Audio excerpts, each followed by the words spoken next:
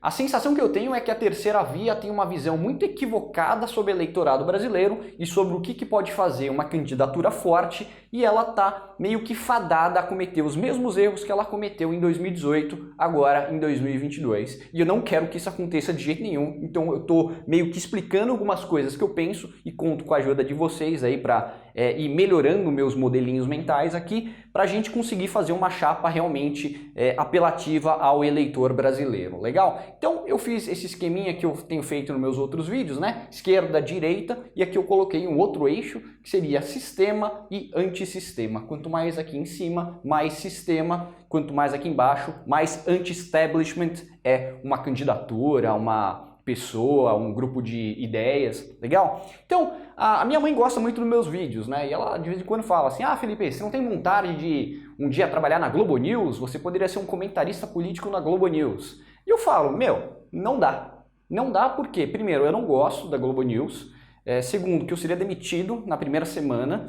E terceiro, eu não teria liberdade nenhuma para falar aquilo que eu realmente penso. Porque a Globo News, assim como outras partes da grande mídia, elas estão muito próximas ao sistema onde existe uma certa tutela das opiniões, das discussões válidas. E eu não gosto desse sistema. Eu estaria muito mais próximo de uma outra parte. Então deixa eu colocar aqui Globo News. Uma coisa meio centrista, mas bem próximo ao sistema. E aqui embaixo eu colocaria outras coisas, onde são muito mais interessantes as discussões. Por exemplo, o Flow.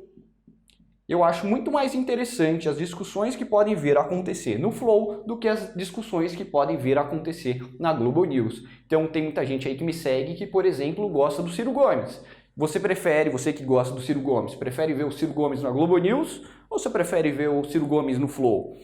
Provavelmente você prefere ir no Flow, provavelmente você prefere ver vídeos de youtubers falando sobre o seu candidato, sobre análise política, do que Globo, CNN e esses lugares extremamente pasteurizados, onde você tem uma gama muito pequena de opiniões que você pode discordar. Então, por exemplo, eu gravei um vídeo passado aí falando do Alberto Carlos Almeida. Alberto Carlos Almeida é um grande cientista político do Brasil, que eu gosto dele em algumas coisas, mas eu desgosto fortemente dele em outras. E eu gravei um vídeo falando da análise dele e do medo que o PT tinha do Ciro Gomes.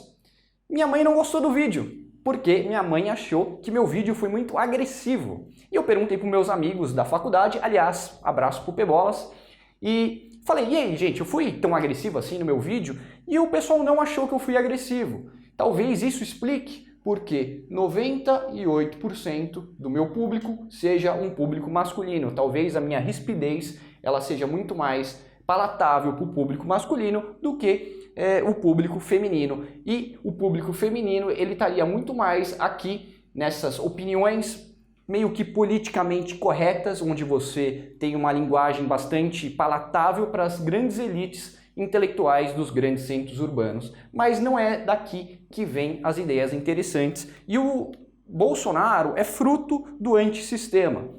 Então houve um caldo de cultura desenvolvido na última década, onde teve muitas discussões interessantes aqui no antissistema, e o Bolsonaro, safado do jeito que ele é, e eu não estou falando safado com uma coisa boa, estou falando de um jeito ruim, conseguiu catalisar um certo sentimento muito interessante de discussões que não eram autorizadas pela grande mídia de serem discutidas, e ele conseguiu viabilizar a sua candidatura. Então Bolsonaro ele conseguiu tirar parte desse caldo de cultura e esse antissistema e viabilizou a sua própria eleição, desculpa. Então eu acho que tem muitas coisas interessantes que podem vir a rolar daqui. Todas as pretensas candidaturas que tentam partir daqui, eu acho que elas são fadadas ao fracasso. Eu não acho que as discussões do sistema vão ser muito boas para conseguir fazer uma candidatura viável. Porque o que me parece é que essas pessoas aqui, elas têm certos valores que são muito diferentes dos valores das outras pessoas,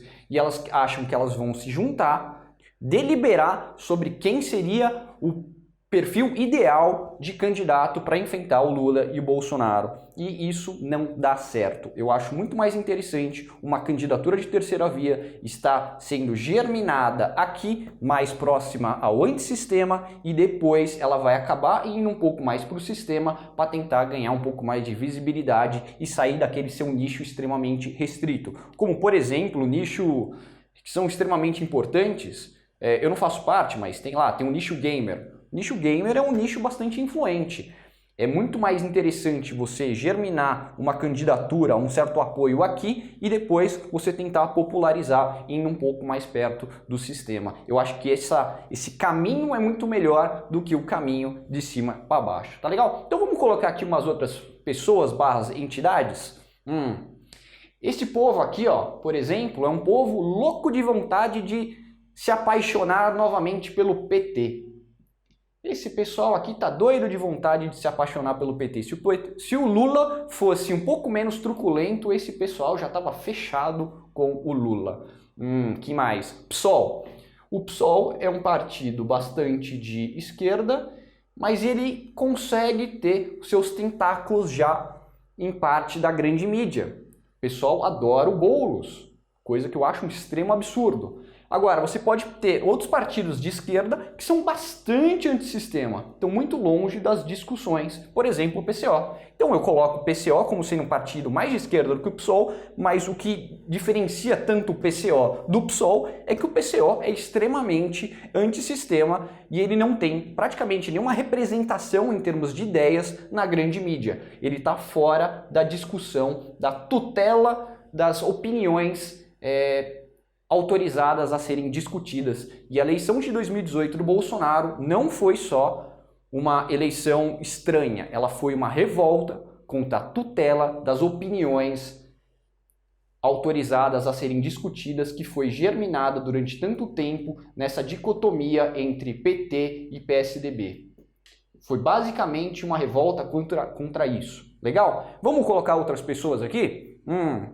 Sei lá, aqui à direita e antissistema eu colocaria bastante o Nando Moura.